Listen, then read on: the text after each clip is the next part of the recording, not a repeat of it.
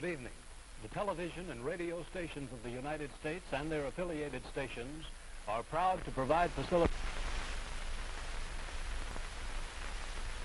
Nixon. In the election of 1860, Abraham Lincoln said the question was whether this nation could exist half slave or half free. In the election of 1960, and with the world around us, the question is whether the world will exist half slave or half free, whether it will move in the direction of freedom, in the direction of the road that we are taking, or whether it will move in the direction of slavery. I think it will depend in great measure upon what we do here in the United States, on the kind of society that we build, on the kind of strength that we maintain. We discussed tonight domestic issues, but I would not want that to be any implication to be given that this does not involve directly our struggle with Mr. Khrushchev for survival. Mr. Khrushchev is in New York, and he maintains the communist offensive throughout the world because of the productive power of the Soviet Union itself. The Chinese communists have always had a large population, but they are important and dangerous now because they are mounting a major effort within their own country. The kind of country we have here, the kind of society we have, the kind of strength we build in the United States will be the defense of freedom. If we do well here, if we meet our obligations, if we're moving ahead, then I think freedom will be secure around the world. If we fail, then freedom fails. Therefore, I think the question before the American people is, are we doing as much as we can do? Are we as strong as we should be? Are we as strong as we must be if we're going to maintain our independence? And if we're going to maintain and hold out the hand of friendship to those who look to us for assistance, to those who look to us for survival. I should make it very clear that I do not think we're doing enough, that I am not satisfied as an American with the progress that we are making. This is a great country, but I think it could be a greater country. And this is a powerful country, but I think it could be a more powerful country. I'm not satisfied to have 50% of our steel mill capacity unused. I'm not satisfied when the United States had last year the lowest rate of economic growth of any major industrialized society in the world, because economic growth means strength and vitality. It means we're able to sustain our defenses. It means we're able to meet our commitments abroad. I'm not satisfied when we have over $9 billion worth of food, some of it rotting, even though there is a hungry world, and even though 4 million Americans wait every month for a food package from the government, which averages 5 cents a day per individual. I saw cases in West Virginia, here in the United States, where children took home part of their school lunch in order to feed their families, because I don't think we're meeting our obligations towards these Americans. I'm not satisfied when the Soviet Union is turning out twice as many scientists and engineers as we are. I'm not satisfied when many of our teachers are inadequately paid, or when our children go to school part-time shifts. I think we should have an educational system second to none. I'm not satisfied when I see men like Jimmy Hoffa in charge of the largest union in the United States, still free. I'm not satisfied when we are failing to develop the natural resources of the United States to the fullest.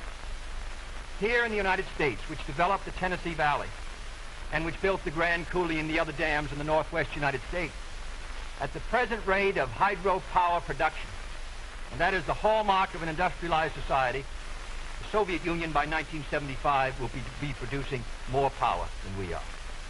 These are all the things, I think, in this country that can make our society strong or can mean that it stands still. I'm not satisfied until every American enjoys his full constitutional rights. If a Negro baby is born, and this is true also of Puerto Ricans and Mexicans in some of our cities, he has about 1/2 as much chance to get through high school as a white baby. He has 1/3 as much chance to get through college as a white student. He has about 1/3 as much chance to be a professional man, about 1/2 as much chance to own a house. He has about 4 times as much chance that he'll be out of work in his life as the white baby. I think we can do better. I don't want the talents of any American to go to waste. I know that there are those who say that we want to turn everything over to the government. I don't at all. I want the individuals to meet their responsibilities. And I want the states to meet their responsibilities. but I think there is also a national responsibility. The argument has been used against every piece of social legislation in the last 25 years. The people of the United States individually could not have developed the Tennessee Valley. Collectively, they could have. A cotton farmer in Georgia, or a peanut farmer, or a dairy farmer in Wisconsin or Minnesota, he cannot protect himself against the forces of supply and demand in the marketplace, but working together in effective governmental programs, he can do so. 17 million Americans who live over 65 on an average Social Security check of about $78 a month. They're not able to sustain themselves individually, but they can sustain themselves through the Social Security system. I don't believe in big government, but I believe in effective governmental action. And I think that's the only way that the United States is going to maintain its freedom. It's the only way that we're going to move ahead. I think we can do a better job. I think we're going to have to do a better job if we are going to meet the responsibilities which time and events have placed upon us. We cannot turn the job over to anyone else. If the United States fails, then the whole cause of freedom fails. And I think it depends in great measure on what we do here in this country. The reason Franklin Roosevelt was a good neighbor in Latin America was because he was a good neighbor in the United States. Because they felt that the American society was moving again. I want us to recapture that image. I want people in Latin America and Africa and Asia to start to look to America, to see how we're doing things, to wonder what the President of the United States is doing, and not to look at Khrushchev or look at the Chinese communists. That is the obligation upon our generation. In 1933, Franklin Roosevelt said in his inaugural that this generation of Americans has a rendezvous with destiny. I think our generation of Americans has the same rendezvous. The question now is, can freedom be maintained under the most severe attack it has ever known? I think it can be. And I think in the final analysis, it depends upon what we do here. I think it's time America started moving again. And now the opening statement by Vice President Richard M. Nixon. Smith, Senator Kennedy, the things that Senator Kennedy has said, many of us can agree with. There is no question but that we cannot discuss our internal affairs in the United States without recognizing that they have a tremendous bearing on our international position. There is no question but that this nation cannot stand still because we are in a deadly competition, a competition not only with the men in the Kremlin, but the men in Peking. We're ahead in this competition, as Senator Kennedy, I think, has implied. But when you're in a race, the only way to stay ahead is to move ahead. And I subscribe completely to the spirit that Senator Kennedy has expressed tonight, the spirit that the United States should move ahead. Where then do we disagree? I think we disagree on the implication of his remarks tonight and on the statements that he has made on many occasions during his campaign to the effect that the United States has been standing still. We heard that later.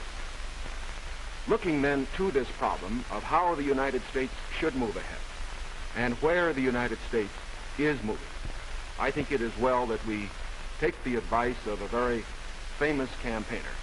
Let's look at the record. Is the United States standing still? Is it true that this administration, as Senator Kennedy has charged, has been an administration of retreat, of defeat, of stagnation?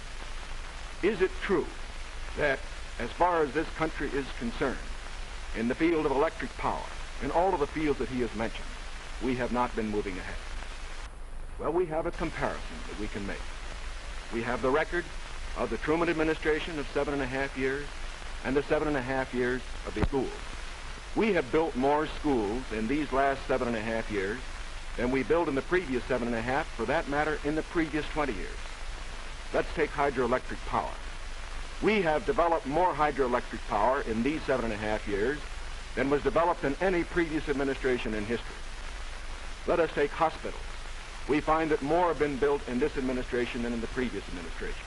The same is true of there's been more growth in this administration than in its predecessor. But let's not put it there. Let's put it in terms of the average family. What has happened to you? we find